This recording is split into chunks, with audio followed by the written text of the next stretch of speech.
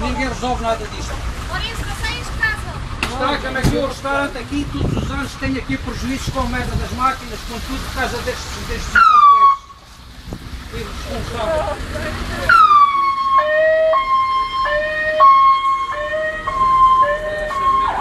Basta chover um bocado, pá, vem logo para a água toda e isto não tem Eu vou fazer um vídeo para, se for preciso, para as pessoas verem como é que esta porcaria, meu. Oh, isto parece um país do terceiro mundo.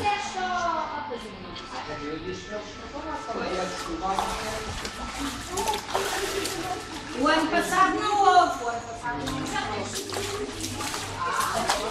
Neve é vacina similar.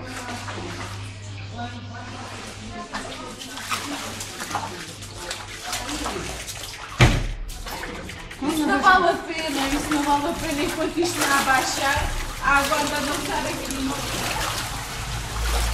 É que estes gajos fizeram esta merda aqui, não sei como é que fizeram isto.